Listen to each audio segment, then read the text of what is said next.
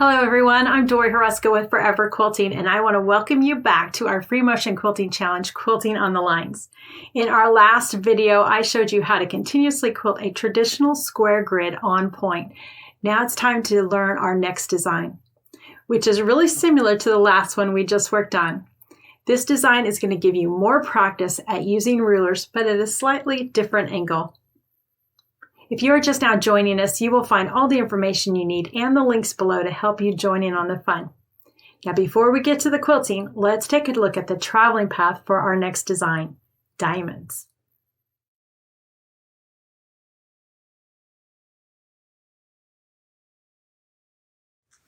Don't let this one intimidate you. The travel path for cross-hatching a diamond grid is the same as an on-point square grid. We're going to have our block stop at the top here and come all the way down to this point here. Now, depending on where the grid lines up with the ditch, you may have to do a little traveling through the ditch, but overall there will be little to no backtracking. Now, because this grid has a single line coming into the corners, I know that this line will need to be stitched first or last in order to make the quilting continuous.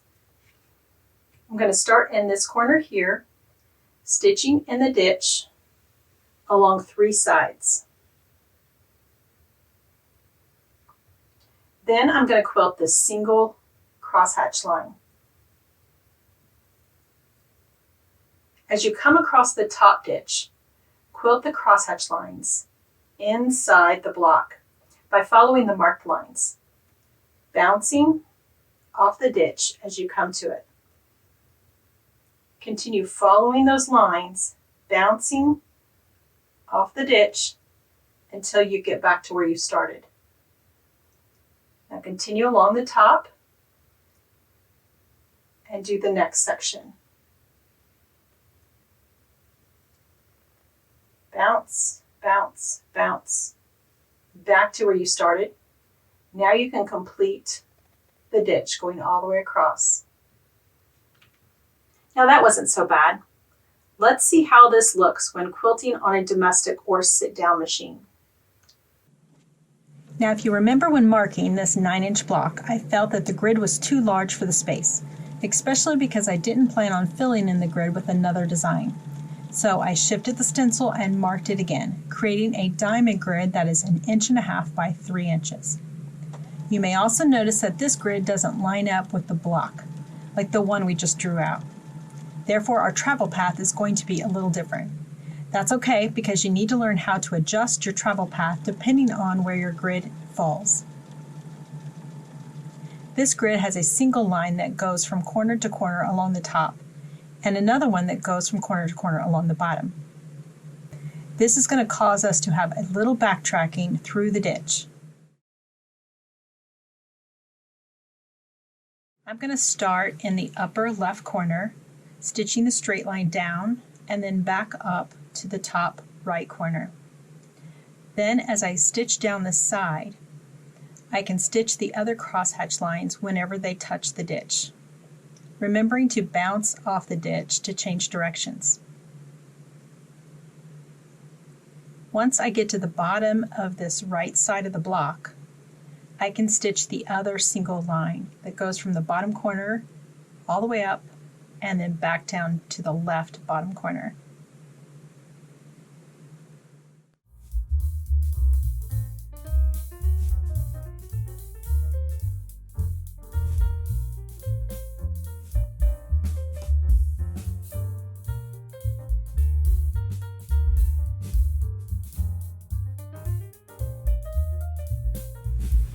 Every time you reposition your hands, be sure to keep your fabric flat so that you don't have pleats along the back side.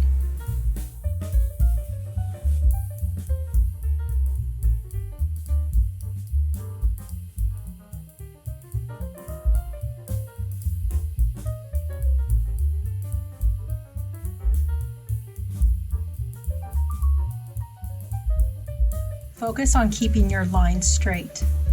If you need to pause, pause at the intersections. That will help to camouflage any wobbles.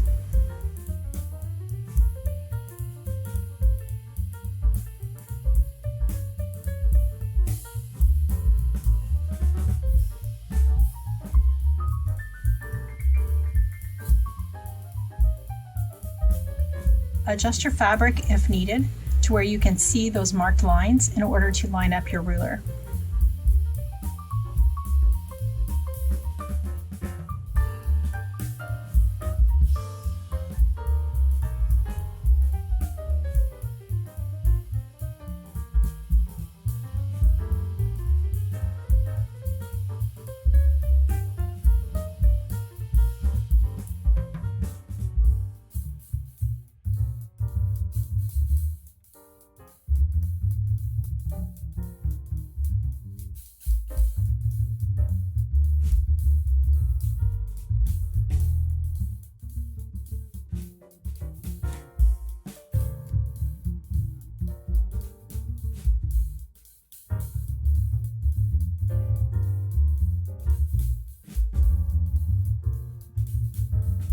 When stitching this design on the long arm, I decided to stitch both of the single lines coming into the corners before stitching the other grid lines.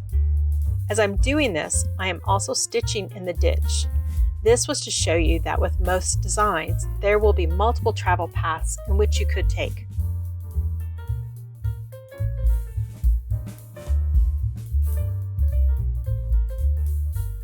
I have found that it is easier for me to ditch the top and the sides of my blocks, but when it comes to the bottom of the block, my ditching tends to wobble in and out of the ditch.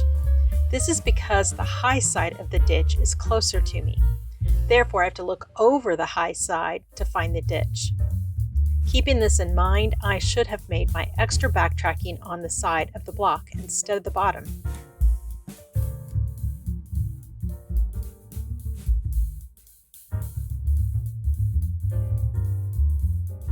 The remainder of the travel path for this block is the same. As I come up the left side of the ditch, I will stitch the other crosshatch lines whenever they touch the ditch.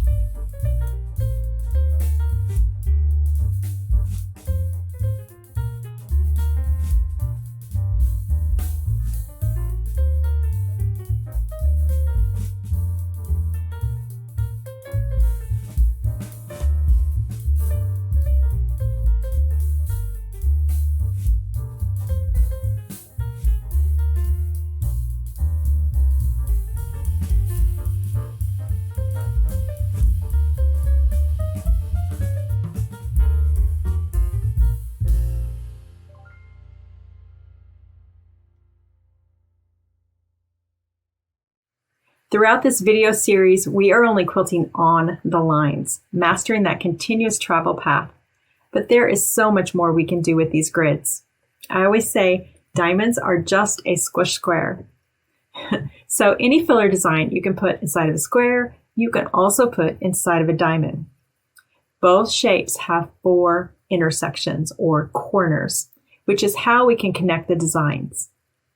Both of my diamond books, Delectable Diamond Designs and Dazzling Diamond Designs, teach you the 3 methods for continuously quilting inside of blocks and borders, plus how to mix up the designs for quilting on Lone Star style quilts.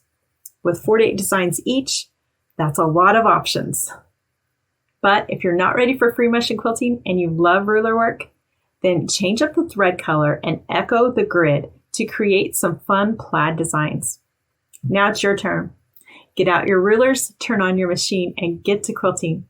I'll be back next time where I'll show you how to continuously quilt another grid design.